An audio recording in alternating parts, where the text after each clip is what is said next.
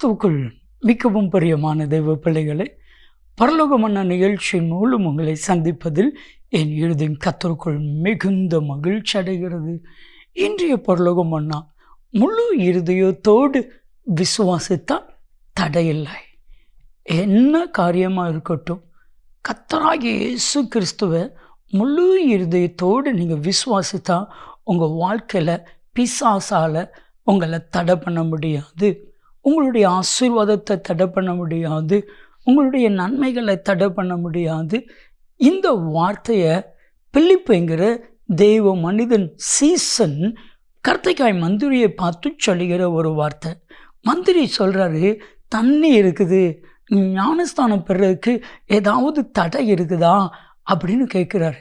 இப்பொழுது பிலிப்பு சொல்கிறாரு, அப்போஸ்தலர் 8வது அதிகாரம் 37ஆம் வசனத்தை நீங்கள் வாசித்து பார்த்தா, நீர் முழு இருதயத்தோடு விசுவாசித்தா தடையில்லை. நம்மளுடைய வாழ்க்கையிலையும் சர்வ வல்லமையில் தேவன் சொல்லுகிற வார்த்தை, என் அன்பு மகனே, என் அன்பு மகளே, நீ முழு இருதயத்தோடு விசுவாசித்தா மாத்திரம் போதும், எந்த தடையும் இல்லை.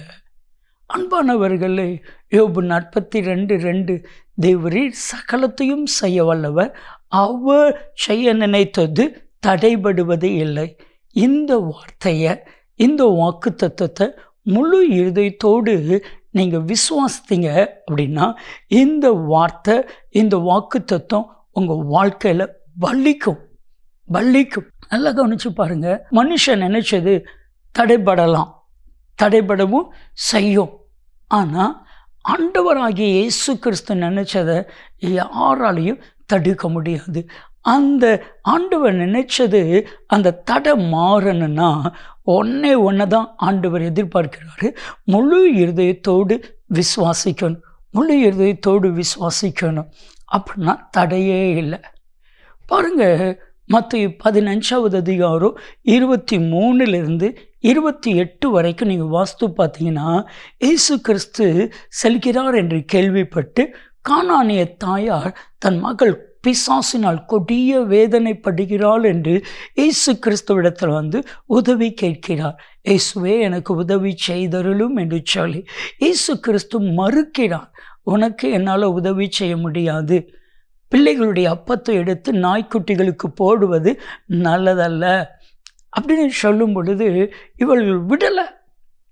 ஆண்டவரே, நான் விசுவாசிக்கிற ஆண்டவரே, நாய்க்குட்டிகளுக்கு மீதியான துணிக்கைகள் கிடைக்குமே, எனக்கு அந்த மீதியான துணிக்கை கிடைக்கட்டும், நான் விசுவாசிக்கிற ஆண்டவரே.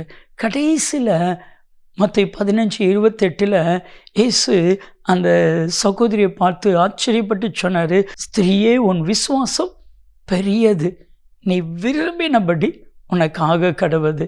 ஆண்டவர் எவ்வளவோ தடுத்து பார்த்தாலும், ஆனால் ஆண்டவரால் அவரை தடுக்க முடியல. ஏன்? அவளுடைய விசுவாசம். இதை செய்ய முடியாதுன்னு அவாய்ட் பண்ணார். அவளால் அவரை அவாய்ட் பண்ண முடியல. ஏன்? விசுவாசம். இன்றைக்கி ஒன்று தான் கர்த்தர் எதிர்பார்க்கிறார், முழு இருதயத்தோடு விசுவாசம். யூதா 20வது வசனத்தை நீங்கள் பார்த்து பார்த்தா, மகா பரிசுத்த விசுவாசத்தின் மேல் உங்களை உறுதிப்படுத்தி கொண்டு பரிசுத்த ஆவிக்குள்ளாய் ஜெபம் பண்ணி, பரிசுத்த ஆவிக்குள்ளாய் ஜெபம் பண்ணி, நீங்கள் பரிசுத்த ஆவிக்குள்ளாய் விசுவாசத்தோடு ஜெபிச்சிங்கன்னா நிச்சயமாக நடக்கும். மார்க்கு 11:23-24 நீங்கள் வாசித்து பார்த்தீங்கன்னா, நீங்கள் முழு இருதயத்தோடு விசுவாசித்தா இது எல்லாம் நடக்கும். விசுவாசத்தோடு ஜெபத்தில் எவைகளை கேட்பீர்களோ அவைகளெல்லாம் உங்களுக்கு ஆகும், நடக்கும். அதை யாராலையும் தடுக்க முடியாது. நீங்கள் சொல்லுங்கள், ஆண்டவரே, நான் அந்த காரியத்தை விசுவாசிக்கிறேன், முழு இருதயத்தோடு விசுவாசிக்கிறேன், தடைகளை அப்புறப்படுத்துன்னு சொல்லுங்கள். இன்னைக்கு உங்கள் வாழ்க்கையில் இருக்கிற தடைகள் அப்புறம் போகும். ஜெபிக்கலாமா? அன்பின் பரலோக பிதாவே, இன்றைக்கும் என்னோடு இணைந்து யாரெல்லாம் முழு இருதயத்தோடு விசுவாசிக்கிறார்களோ அவர்களுக்கு அற்புதம் நடக்கட்டும், நன்மை நடக்கட்டும், தடைகள் மாறட்டும். இயேசு கிறிஸ்துவின் நாமத்தில் ஜெபிக்கிறோம் ஜீவனுள்ள பிதாவே.